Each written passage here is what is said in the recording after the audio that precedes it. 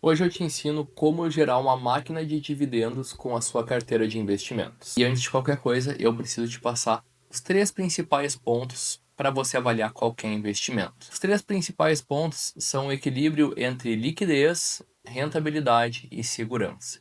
E qualquer pessoa que te diga que você pode ter os três ao mesmo tempo, ela está omitindo uma parte disso. O conceito de liquidez é a velocidade com que você transforma o seu ativo, o seu investimento, em dinheiro no seu bolso. Então, um ativo que você pode resgatar a qualquer momento é um ativo de alta liquidez. Mas um ativo que você sofre um pênalti ao resgatar ele ou que você pode ter dificuldades ao vender é um ativo de baixa liquidez. Um exemplo básico é quando você tem um imóvel de R$ 1 milhão, por exemplo, e você quer vendê-lo. É um ativo de baixa liquidez. Porque para conseguir o valor que você deseja, eventualmente você terá que receber outras coisas na troca. Um carro, outro imóvel, ou talvez tenha um processo de negociação por parte do comprador. Então, embora o seu imóvel possa ser avaliado em R$ 1 milhão, não necessariamente você venderá ele por R$ 1 milhão. O segundo ponto é a segurança, que é basicamente você poder perder dinheiro ou ter a segurança de que você não vai perder dinheiro com o seu investimento. Ativos de renda variável são ativos de baixa segurança, são negociados a mercado e de um dia para o outro eles podem subir ou cair no mercado, independente de quão bom ou ruim seja o ativo. Rendas fixas que sofrem marcação a mercado são ativos de baixa segurança, pelo mesmo motivo, possuem risco de mercado. Então, quando a gente trabalha com segurança, estamos dizendo basicamente que você, se carregar o ativo até o vencimento ou até o prazo mínimo de carência, você não tem risco de perder dinheiro. Por último, a rentabilidade, que é superar a taxa básica de juros do Brasil ou da economia. Aqui no Brasil nós tratamos como a taxa Selic, que hoje está em 15% ao ano. Um ativo de alta rentabilidade é um ativo que deve ter o objetivo de pagar mais do que a taxa de juros oferece para o investidor, já que ativos do Tesouro Nacional, que é o ativo mais seguro e com o que a gente chama de risco soberano, já oferece essa rentabilidade. Dito isso, você pode montar a sua máquina de dividendos através da sua carteira de investimentos com os seguintes ativos: do mais seguro para o mais arriscado. Primeiro lugar, CDBs que pagam juros mensais. Você vai travar basicamente a rentabilidade do seu ativo por um determinado prazo e todos os meses você receberá o rendimento na sua conta de investimentos. Então, é um ativo que, se você aplicar, por exemplo, R$ 100 mil, no vencimento você vai resgatar os R$ 100 mil, porque todo o rendimento cai na sua conta de investimento. Ele não vai engordar o investimento, não vai aumentar o valor investido, mas sim vai te pagar como se fosse um salário todos os meses. Colocando em risco, rentabilidade e liquidez, basicamente você está abrindo mão da liquidez, porque esse é o tipo de ativo que você não consegue resgatar a qualquer momento, não sem sofrer um pênalti. Então é muito provável que, se você tiver necessidade de liquidez, você não deva ir para esse tipo de ativo. Mas se você quer uma segurança maior, é um título que conta com a garantia do FGC e não vai ter oscilação patrimonial na sua carteira de investimentos. Segundo ativo são créditos privados com juros mensais. E aqui nós vamos ter uma rentabilidade maior e, em contraparte, nós temos menor segurança. Basicamente, o risco de crédito dos créditos privados são maiores do que os de emissões bancárias.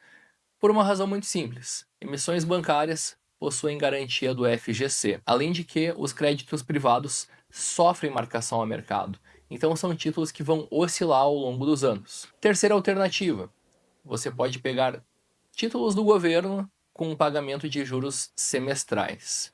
Esses títulos, em geral, vão sofrer marcação a mercado, mas vão ter um risco de crédito mais baixo. E por que a gente coloca em terceiro lugar? Porque é muito comum o investidor cometer erros ao montar uma carteira com 6 títulos diferentes, onde cada um dos títulos tem que pagar em um mês diferente. Você pega um título que paga em janeiro e julho, um que paga em fevereiro e agosto, e assim sucessivamente. Então, para o investidor conseguir esse tipo de informação, pode ser um pouco mais difícil. Quarta alternativa: fundos de investimento que pagam juros mensais.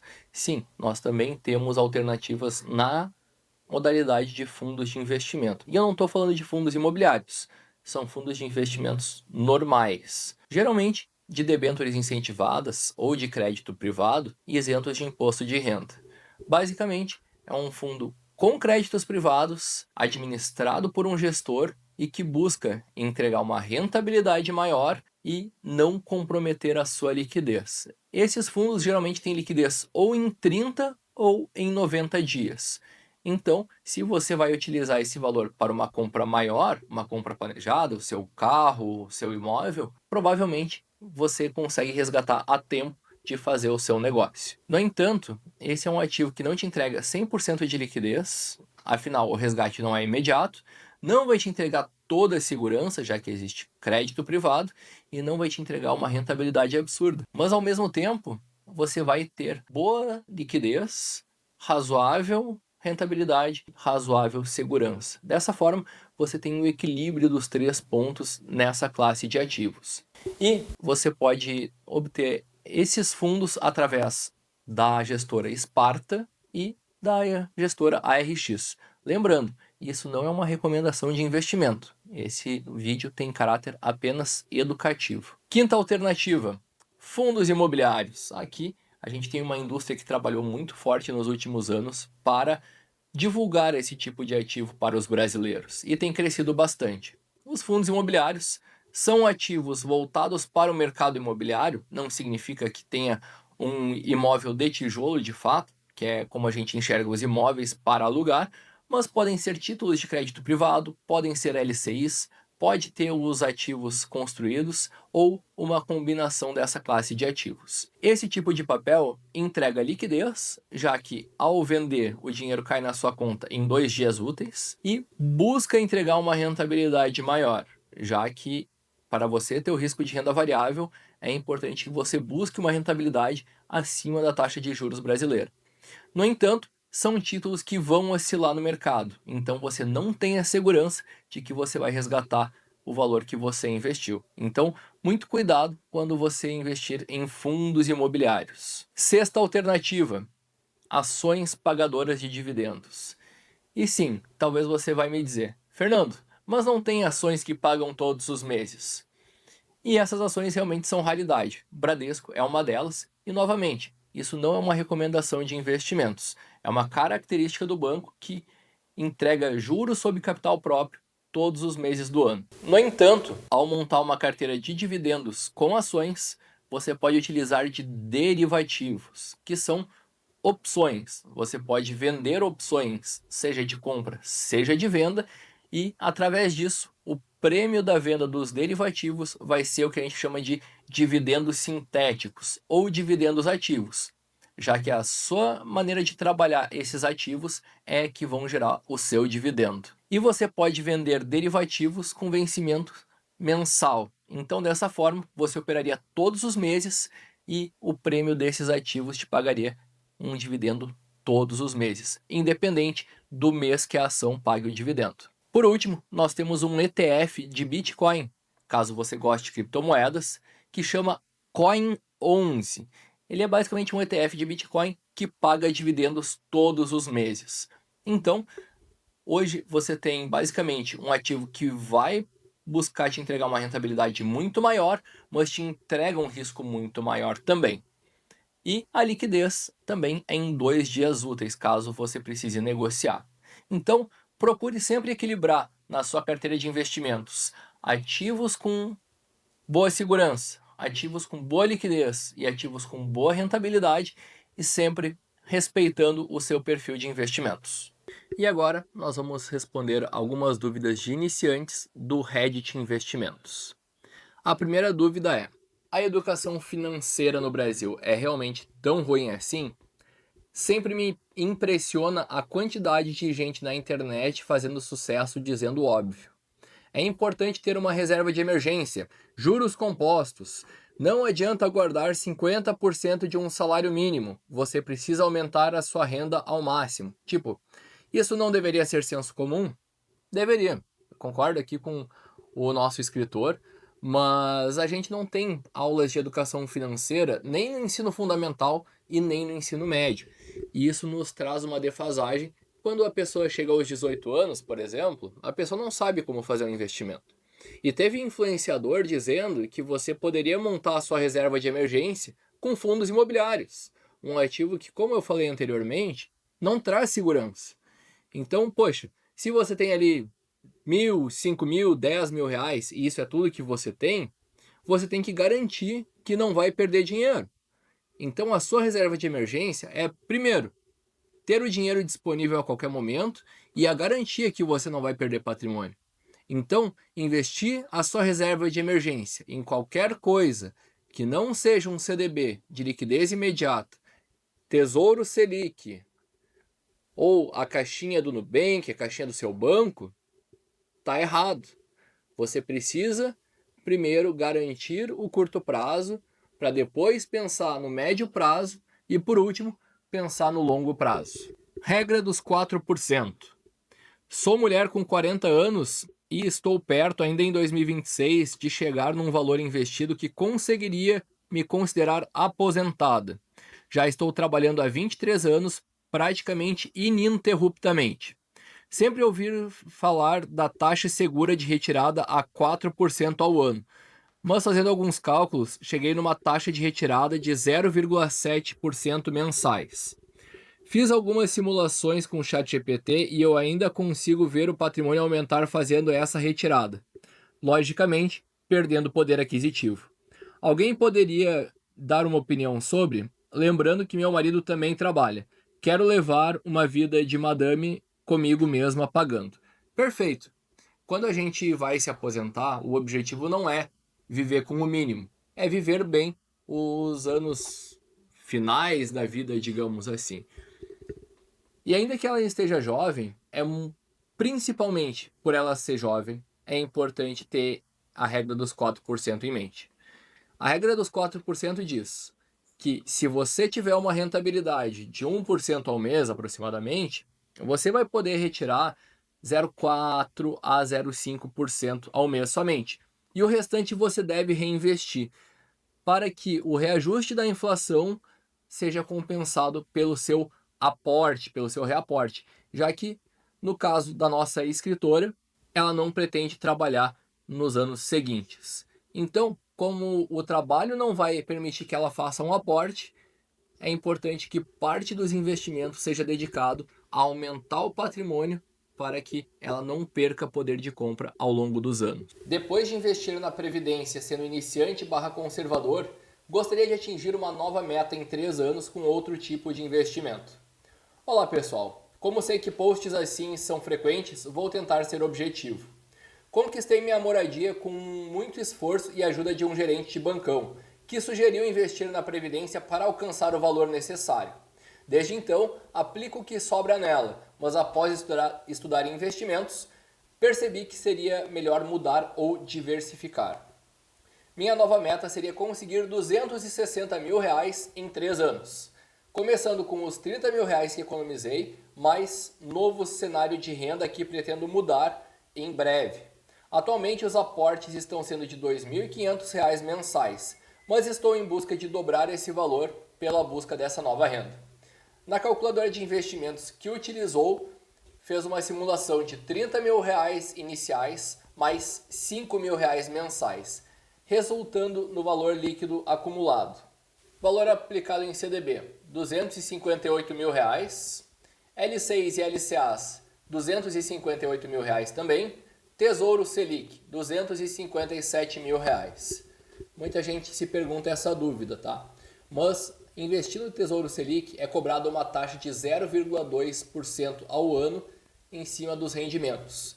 Então, por isso, o Tesouro Selic, mesmo que pague 100% do CDI, assim como o CDB, vai entregar uma rentabilidade um pouco menor, ainda mais num horizonte maior de tempo.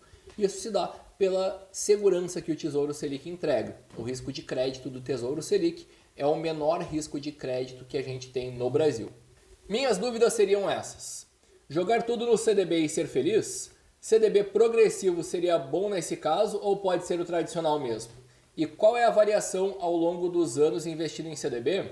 Por exemplo, eu posso até ganhar um pouquinho mais ou bem menos, R$240 mil, R$230 mil.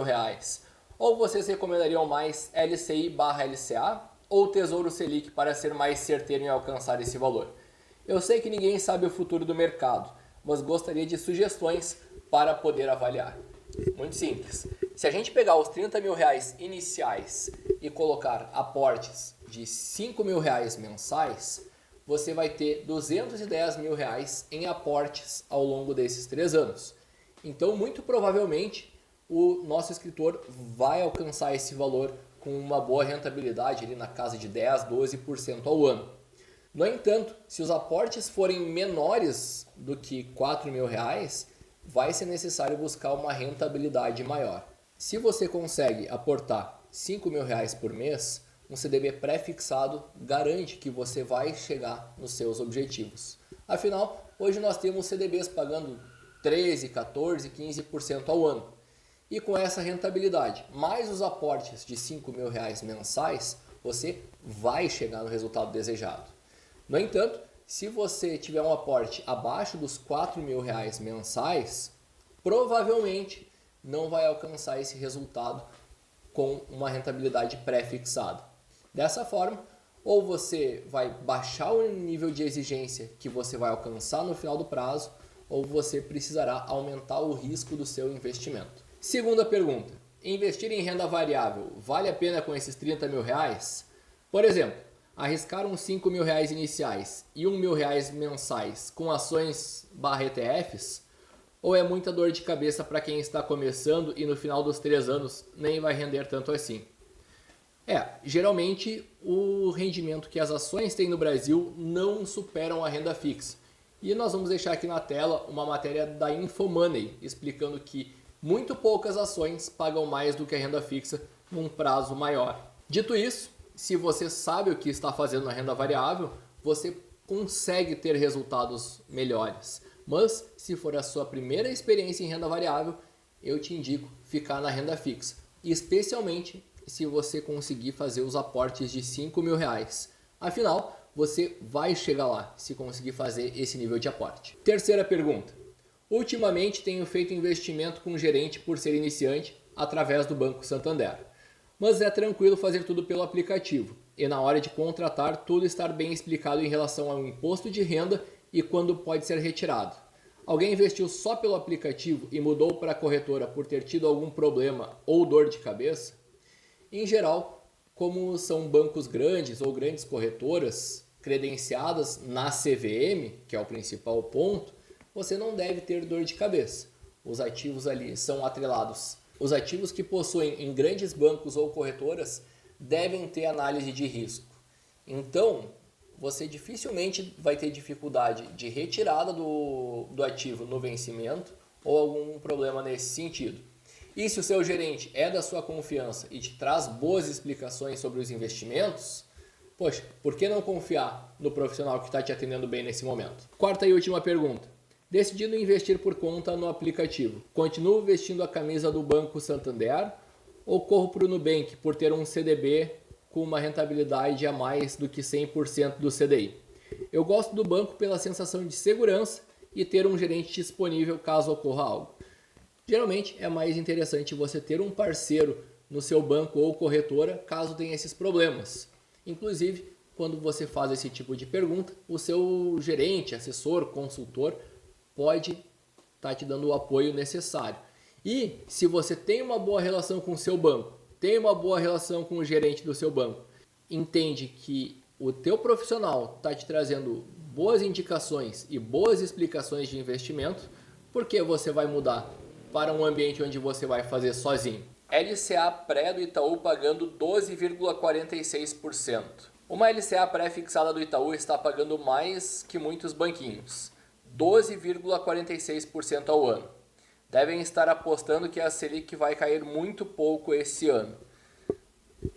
Sim e não.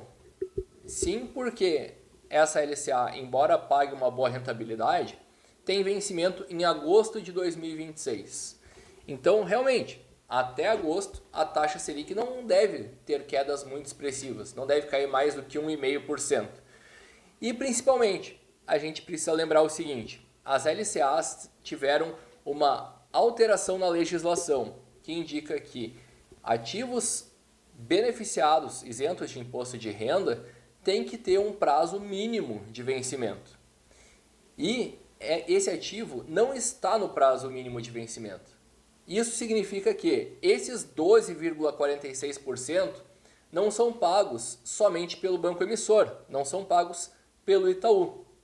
Mas sim, o Itaú emitiu uma LCA que pagava um valor inferior a esses 12,46% e o restante é pago pelo deságio que o investidor que possuía o título anteriormente pagou na saída antecipada desse título. Basicamente, emissões bancárias com carência no vencimento, você vai sofrer um certo pênalti se sair antecipadamente. E isso é pago por quem possuía o título anteriormente.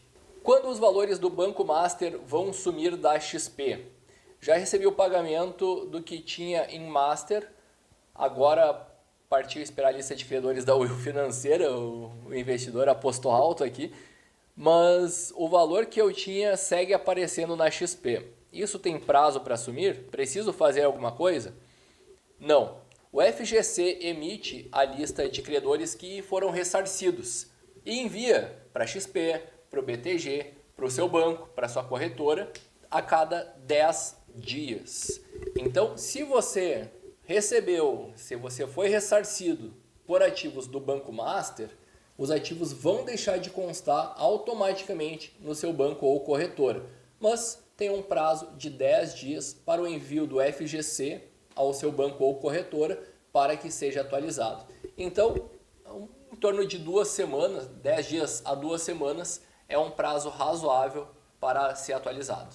Eu sou Fernando, assessor credenciado a XP Investimentos, investidor desde 2016 e profissional do mercado financeiro desde 2023.